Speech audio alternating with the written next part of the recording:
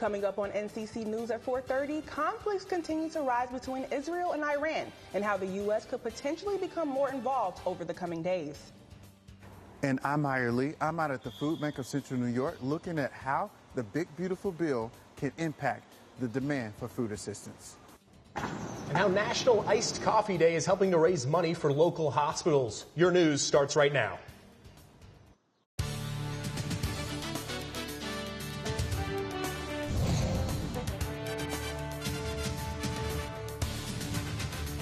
Tensions continue to rise between Israel and Iran. I'm Patrick Scanlon. And I'm Maya Alicia. This conflict continues to draw the eyes of countries around the world.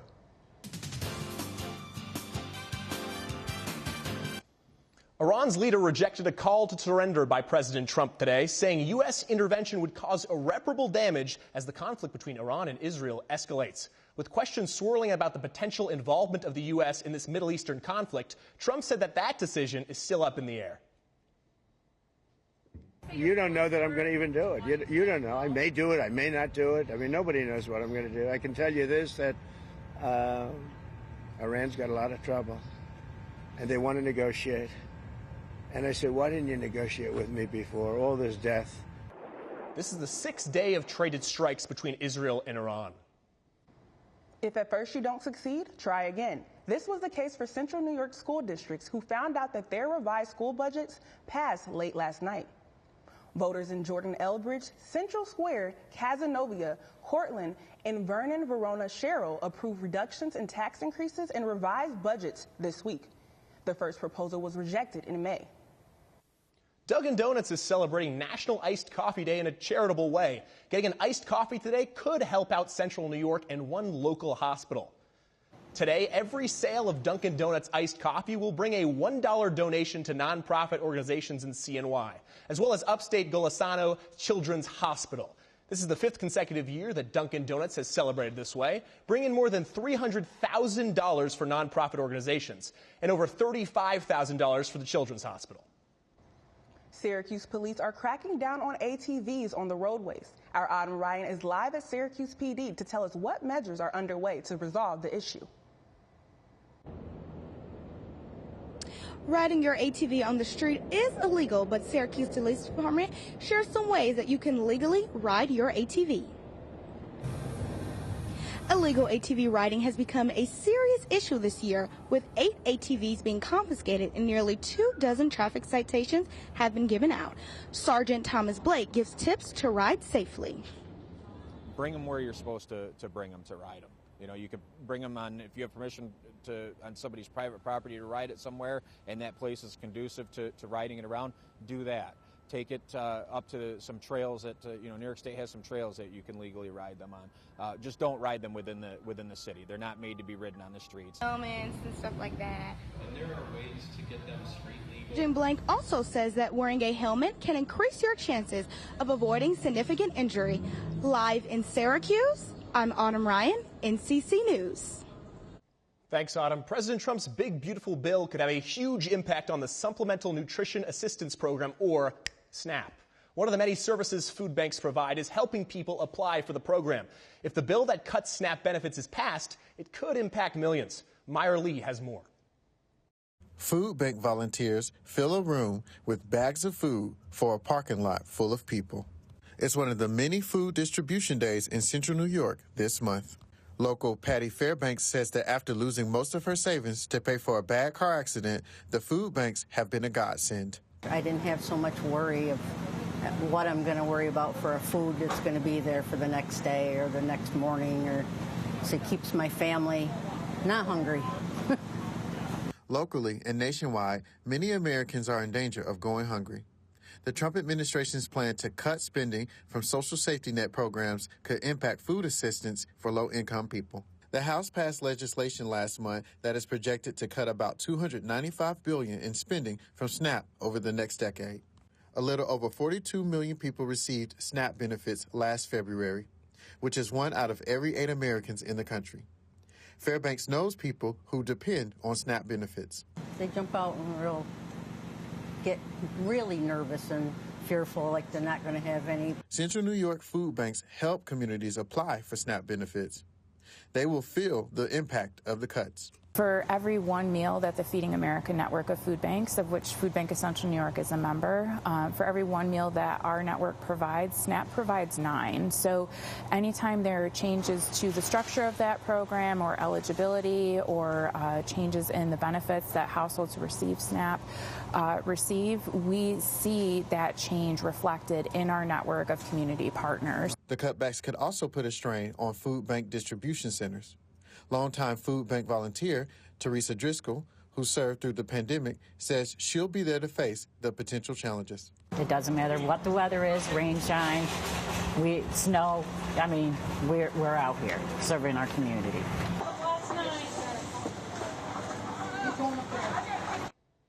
The bill is now making its way through the Senate. President Trump wants lawmakers to have the bill on his desk ready to sign by July 4th. Get ready to make a splash. Syracuse City pools are opening. Upper Onondaga Park Pool is open today, marking the first pool to open this summer. The rest of the pool openings include Kirk Park on June 20th, McKinley Park on June 21st, Burnett and Lincoln Park on June 22nd, Wilson Park on June 23rd, and Schiller and Thornton Park are yet to be announced. Changes or updates to the pool opening schedule will be posted at syracuse.recdesk.com.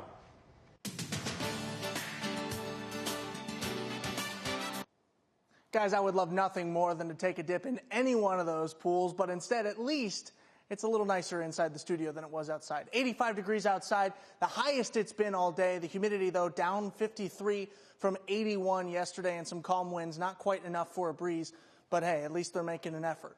This is still not as hot, though, as it was at the record temperature in 1957, 96 degrees. That's quite a hot day, especially in central New York, and especially when it comes with the humidity that this one does too. The record low of 42 also in the 50s in 1950. And taking a look around the region here as we step aside so you can get all of central New York in your view here, about 70, 60s around there, widespread between those two marks. You take a look at Binghamton there, the low at 61 and the high in Watertown of 71. A stark difference between the heat in the north and the coolest in the south. And then as we take a look at your day planner for tomorrow, back in front here, as we take a look again, we're going to start with a lot of heat still, getting colder towards the night, but also that chance of precipitation comes up as well. Scattered thunderstorms to open tomorrow and some light showers to close the day. And then another look at your week. You'll take a look at some of these numbers through your 5-day, but the biggest thing to note is what's not on that graphic. 2 severe storm warnings, flash flood warnings starting tomorrow, a chance there, and some what they call oppressive heat beginning on Sunday. Both of those will expect to last through Tuesday. I'll send it back to you guys at the desk. Coming up next on NCC News at 4:30, the Yankees just did something that has only happened a few times in the history of the franchise, but it's not positive. But first, a new mural may be going up in honor of Syracuse legend Jim Boeheim. That story when we get back.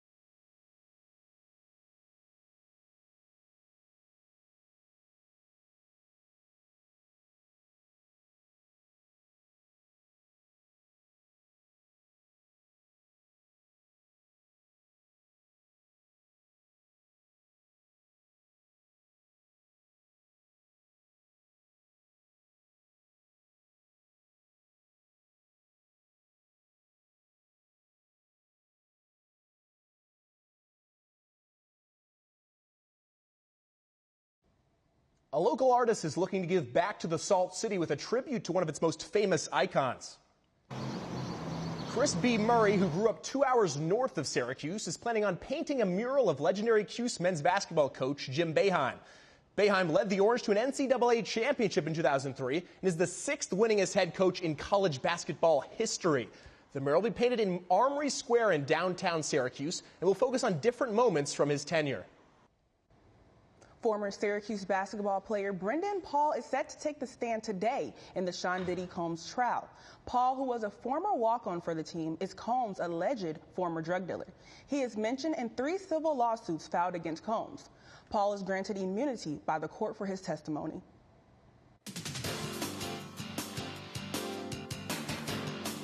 Both Major League ball clubs in New York have struggled early this week. Welcome to NCC Sports. I'm Andrew Watson, and let's start in the Bronx. The last 3 times out for the Yankees have been a historic struggle, starting back on Sunday where the Red Sox blanked the Yankees to complete the sweep of their division rival, and then moving to Monday where the Yanks traveled back to the Bronx to start a series with the Angels, and both teams were held scoreless until the Angels broke through in the 11th, and Anthony Volpe could not play to run with the bases loaded, and they were held scoreless again. Then to last night where the Yankees continued their struggles, being held without a run. They went on to lose 4-0. This is only the 7th time in the history of the franchise that they have been held scoreless for 3 straight games.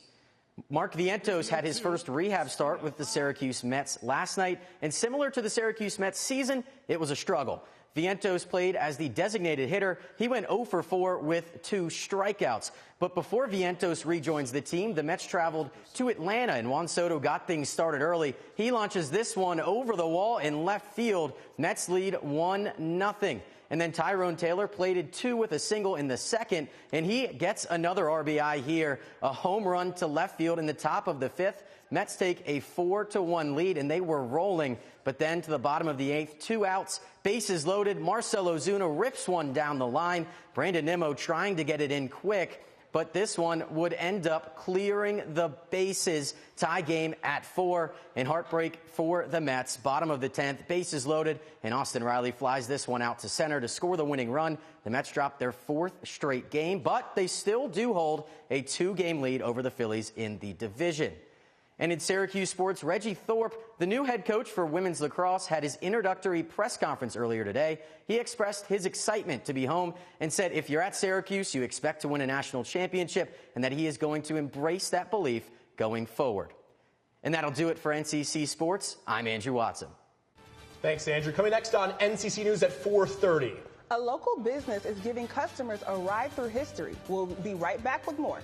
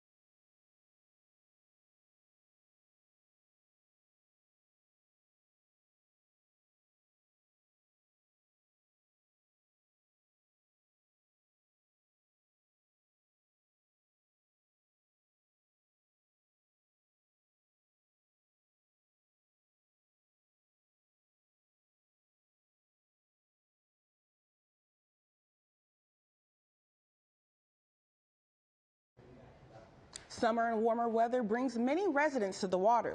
One local business is offering just that while also offering a ride through history. Our NCC's Jill Schumacher has the story. While it's only Syracuse Boat Tour's second summer on the water, this tour can take you along the 200-year-old history of the Erie Canal, with scenic rides on the Seneca River or Onondaga Lake, offering history, happy hour, trivia, and sunset tours. The canal system is like a little golden nugget that a lot of people don't know about. It's always calm and serene and just being on the water, and we're like family here. Adding a tour of Lock 24 in Baldwinsville allows Central New Yorkers and tourists to connect with New York's history.